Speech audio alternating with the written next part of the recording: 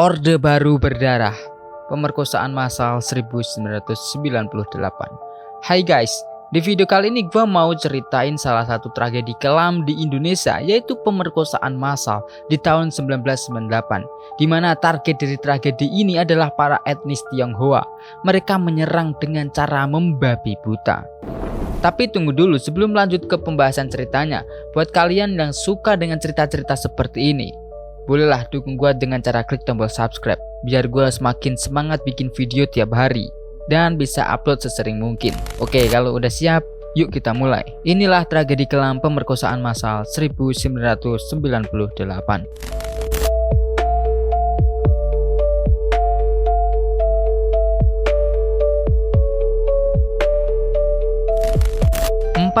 Mei 1998, kondisi Jakarta kelam.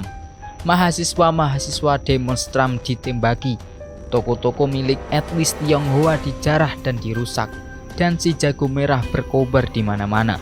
Bahkan, sebuah mal besar yang berisi 400 orang pun dibakar.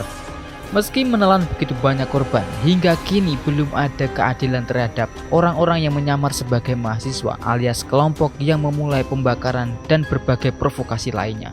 Gua bakal bahas tragedi Mall Klender di next video ya guys ya, kalau video ini tembus 10.000 viewer. Selain pembakaran hidup-hidup warga dalam Mall Klender, kebiadaban lain selain kerusuhan Mei 1998 yang belum diusut tuntas adalah pemerkosaan massal para perempuan. Bahkan sekarang aja sudah ada usaha menghapus sejarah oleh mereka yang membantah pemerkosaan ini terjadi. Saat itu disebutkan tidak ada korban pemerkosaan yang terjadi. Padahal menurut para korban, tidak jarang KTP mereka dibawa pergi oleh para pemerkosa yang mengancam sudah tahu identitas mereka, sehingga apabila mereka melapor ke polisi, mereka akan diteror kembali. Dokumentasi yang ditemukan pun menunjukkan kalau pemerkosaan massal ini terjadi tidak spontan, melainkan secara sistematis dan terorganisir. Cakupan wilayah pun spesifik. Bila pengerusakan dan pembakaran gedung terjadi di wilayah Jakarta perkantoran, pemerkosaan beda lagi. Pemerkosaan secara spesifik terjadi di Jakarta Utara, Barat, dan kawasan-kawasan lain yang punya satu kesamaan, yaitu pemukiman orang Tionghoa. Meski di Jakarta Pusat, Timur, dan Selatan, kerusuhan terjadi hampir di mana-mana. Contoh, lokasi pemerkosaan tidak terdeteksi. Sedangkan di bagian Jakarta lainnya itu banyak. Di Jakarta Utara, lokasi pemerkosaan yang tercatat yaitu Pluit, Pantai Indah Kapuk, dan Sunter. Sedangkan di Jakarta Barat yaitu Angke, Jelambar, Jembatan 2, Jembatan 3, Jembatan 5, Jembatan Besi, Cengkareng, Glodok, dan Kota. Selain Jakarta, tercatat juga pemerkosaan perempuan-perempuan Tionghoa terjadi di Tangerang dan juga Bekasi. Polanya serupa pengerusakan fasilitas. Massa asing tak dikenal, bahkan orang sekitar tiba-tiba datang dan mulai dengan kasar melakukan pengerusakan terlebih dahulu. Kemudian mereka melakukan penjarahan. Baru setelah itu perburuan adakah perempuan di toko atau rumah yang dijarah. Apabila ditemui, ia akan diperkosa ramai-ramai. Selama pemerkosaan berlangsung, dalam sejumlah kasus, pembakaran dilakukan antara pada toko atau barang-barang yang dijarah. Kemudian, usai diperkosa, sebagian besar korban pemerkosaan akan dicoba untuk dibunuh dengan dilempar ke api. Berdasarkan kasus yang dicatat, kebanyakan dari mereka yang masih hidup hanya bisa selamat setelah warga setempat datang menolong mereka. Namun, tidak sedikit dari mereka yang tak sempat ditolong.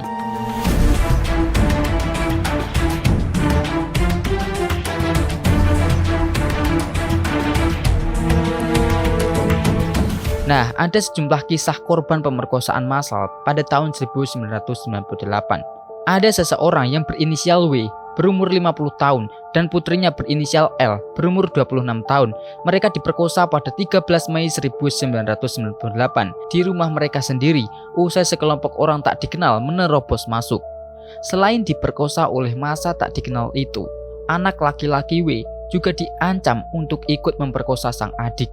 Pembantu laki-laki W juga dipaksa untuk memperkosa sang ibu dan juga anak. Setelahnya, L dan kakak laki-lakinya tewas dibakar. Melihat itu, W akhirnya membakar dirinya sendiri. Selain itu, ada korban yang berinisial D yang berumur 17 tahun. Dirinya diperkosa dan dianiaya pada 13 Mei. Ia diperkosa oleh puluhan pemuda yang turun dari 2 truk sekaligus dan menjarah rukonya. Selain luka vagina, puting D juga putus karena digigiti para pemerkosa. Untungnya, D masih diberikan tenaga untuk melarikan diri. Terus ada lagi korban yang berinisial L yang berumur 11 tahun. Dirinya diperkosa di rumahnya pada 14 Mei. Ia ditelanjangi, diperkosa, dan vaginanya dirusak oleh kawat berduri. L meninggal di rumah sakit. Terus ada korban lagi yang sama berinisial L yang berumur 9 tahun. Dirinya diperkosa di rumahnya pada 14 Mei. Ia diperkosa dan vaginanya ditusuk dengan pecahan botol kaca. Dirinya meninggal di rumah sakit Singapura. Lalu ada inisial N yang berumur 19 tahun dan L berusia 21 tahun. Mereka diperkosa pada 14 Mei di ruko keluarga yang diserbu puluhan orang. Kedua orang tuanya dipaksa menonton, sementara kedua putri mereka ditelanjangi dan diperkosa oleh 7 hingga 10 orang. Mereka juga harus lanjut menonton saat akhirnya N dan L dilempar hidup-hidup ke api. Korban-korban tersebut sebagian kecil dari korban pemerkosaan selama Mei 1998. Kalimat-kalimat yang sering dikumandangkan saat pemerkosaan dan masih diingat hingga saat ini adalah Cina perusak bangsa dan kamu Cina, jadi kamu harus diperkosa. Sementara itu, warga yang berusaha menolong pun tak jarang dipukuli massa kecuali mereka bisa membawa massa lebih banyak. Ada pula yang dibacok hingga tewas saat menolong.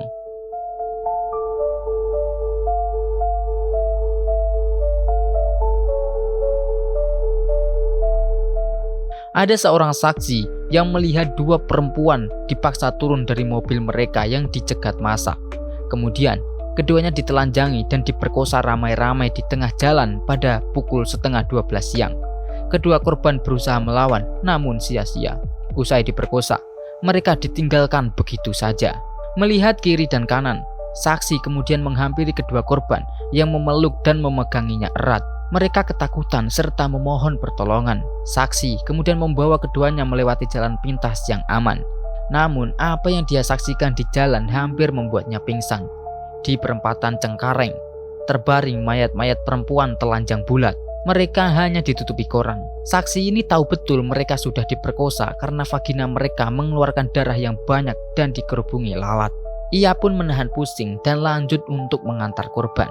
Nah, setelah mengevakuasi korban dengan aman, ia kembali ke perempatan Cengkareng dan kaget bukan main saat mayat-mayat perempuan itu sudah tidak ada dan hanya menyisakan jejak darah.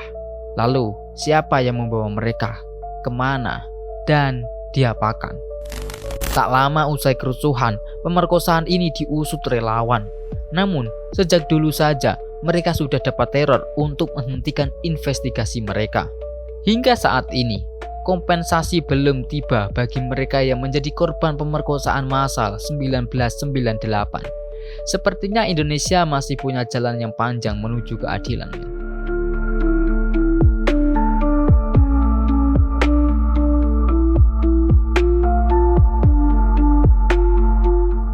Dan itulah tragedi kelam yang terjadi di Indonesia. Semoga tragedi seperti ini tidak ada lagi di negeri kita tercinta ya. Bagaimana pendapat kalian? Tulis di kolom komentar.